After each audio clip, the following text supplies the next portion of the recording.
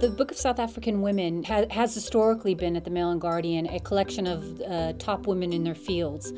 And last year we decided to change direction. We decided that we were seeing a lot of the same women year after year, and what we wanted to see as the writers and the editors and the researchers on the project is ordinary women who are doing this extraordinary things. There's a fantastic story of brilliant Ngwenya, who was a domestic worker who then started her own cakes company.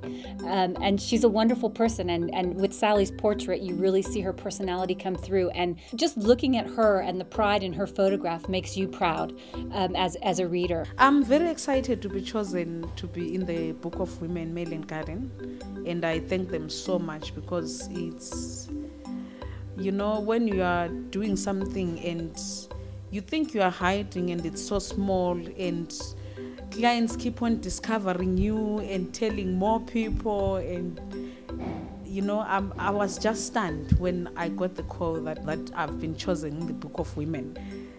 And I think this will inspire other women as well, because there are a lot of people who like baking and they think it's a small thing and they just do it on a small scale. They don't realize that it's something that you can actually earn a living out of. We used Sally Shorkend again as our photographer, and she did beautiful portraits last year, but we did them all in studio. This year we sent her out in the field, and it became quite a big project, because she ended up going into workplaces and into people's homes to tell their stories, and it brings a different dimension to the book and a much different feel. It's a privilege to meet these women, it's a privilege to go into people's spaces. I mean, Ella Gandhi, it's going into, that's the privilege of being a photographer or a journalist or something. I mean, you go to spaces and you go into people's private lives and you're able to walk around in these people's spaces, and it's quite a privilege, There I am photographing Ella Gandhi in her bedroom. I think it's quite an honor and quite a privilege to be featured in the Book of Women.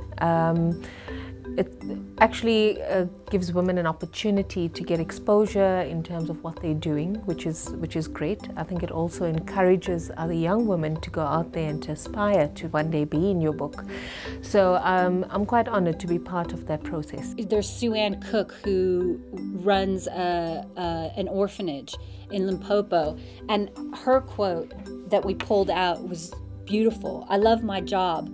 My children's hugs, their laughs, their health, that's my daily dose of Prozac." And her story is beautiful. She loves running her orphanage and she's passionate about it, and she's changing the community around her. There's Akona Ndugwane. She started a website called I Said No. She wrote about her rape experiences, and she got women across South Africa to identify with her plight and with their own, addressing rape in such an intense and truthful way. It helps one to be encouraged, to know that people appreciate what I'm doing. It gives me strength again to wake up tomorrow and do more and do even better. Even just flipping through the book this year, you get a sense of who the women of South Africa are, and it really gives you a sense of pride as a woman living in South Africa. And I think anyone who reads it, once you get a sense of all the different stories and all these different faces all together, it really is it should be a point of pride to anyone who reads it.